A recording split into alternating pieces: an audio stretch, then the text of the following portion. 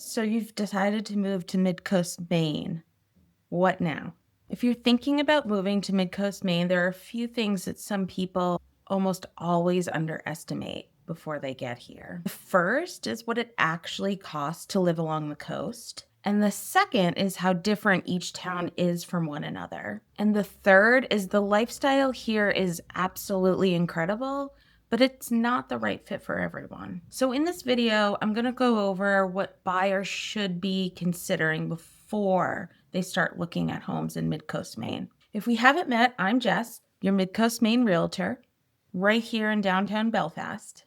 I not only do business locally, but I help a lot of out-of-state buyers that are looking to relocate to the Midcoast or to purchase a second home here. And a big part of my job is to actually help buyers understand what it's actually like to live here as far as lifestyle, costs, etc. The biggest mistake you can make is starting with Zillow. You open Zillow, you start scrolling, you find something that you actually fall in love with before you even see it. Then you start planning. Oh my gosh, this waterfront property is going to be amazing for our family. Our lives will change. We're going to have such a better quality of life when we live here. All that can be true, but it's dependent on the town you actually choose. They're so different from one another. Every town has a different personality, different amenities, different feel, vibe, and a different lifestyle. So before you fall in love with a property, the first step is to actually understand where you would like to live. Let's understand the geography of Midcoast. There's a big debate about where it actually starts and ends. For me personally, I don't believe Midcoast begins until you head over the Bath Bridge. And then I think it stretches to Belfast. Again, just my personal opinion. It is definitely a hot topic here. So within that corridor, you have some specific towns and areas that will absolutely feel different. So starting from Southern and moving your way up the coast, you begin at Bath and you'll have a lot of towns on peninsulas there. That is important. So if you're looking at places like Boothbay, Edgecombe, Bristol, those are on peninsulas. And why I mention that is sometimes people don't realize you being on a peninsula adds a little extra driving time. And during the winter, the roads might be a little bit different from the main roads because you are down further south on the coast away from the main Route 1. Let's talk about a few other major areas in the mid-coast. Starting with my favorite, Belfast. A little bias, I live here. To me, it has a very strong sense of community here. You have a beautiful harbor, plenty of outdoor activities, outdoor access is readily available, and we have several amazing restaurants and an emerging art scene. Let's talk about Camden. It's probably one of the most iconic mid-coast towns. You'll see sailboats regularly up and down in the harbor. You have Mount Batty in the background, Camden Hills, and it's just a gorgeous, beautiful place.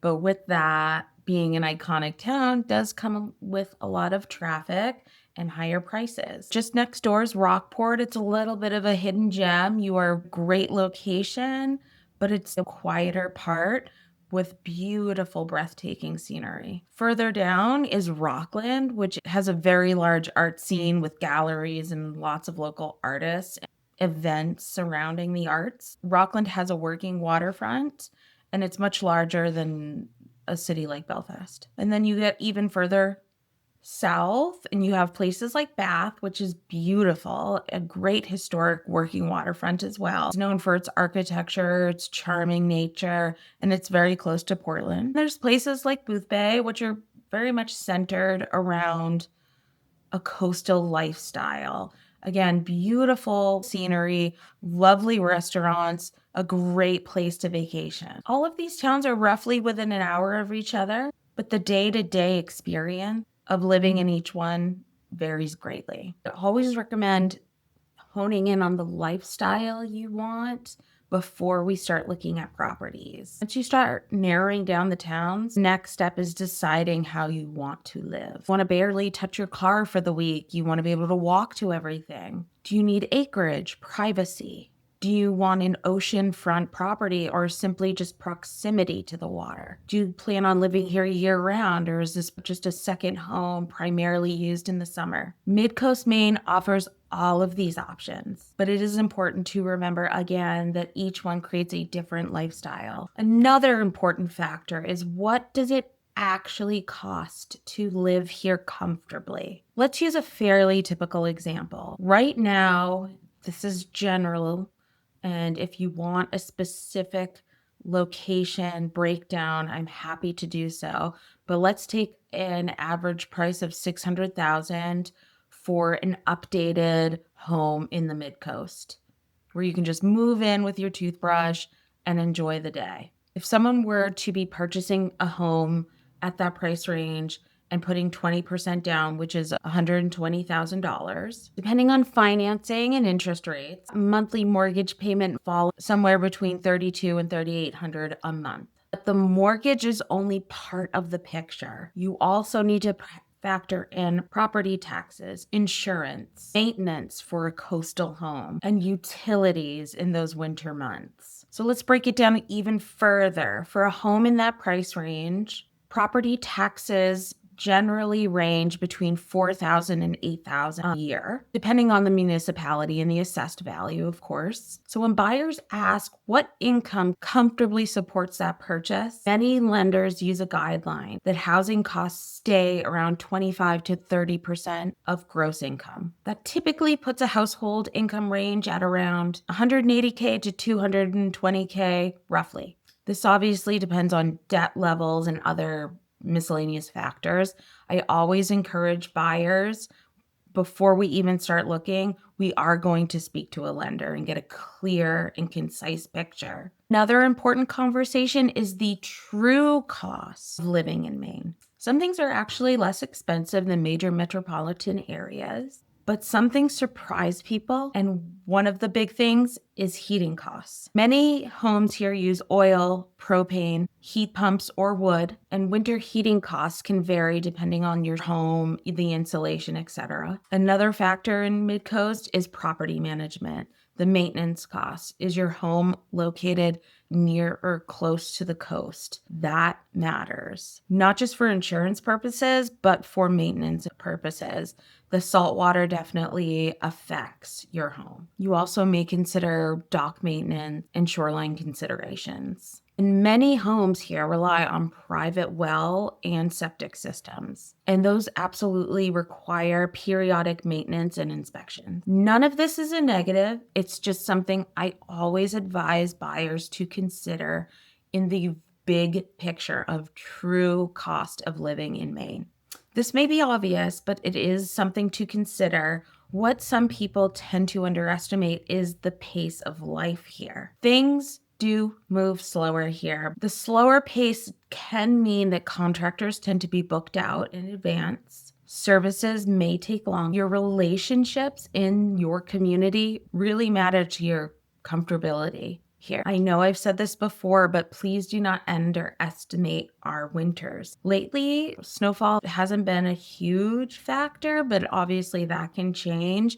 Our winter this past year in 2026 was extremely cold. For instance, my heating bill in Belfast, Maine, I use oil, and I have 2 heat pumps that I use to supplement the oil. My bill the last 2 months in January and February were approximately $550 for the month. I will say winter on the coast is absolutely beautiful. It does not deter people from being outside. There are so many activities that go on during the winter. It's more indoor based, but people are out on the ice fishing, curling, ice skating, and a lot of snowmobiling. People are very active here during the winter.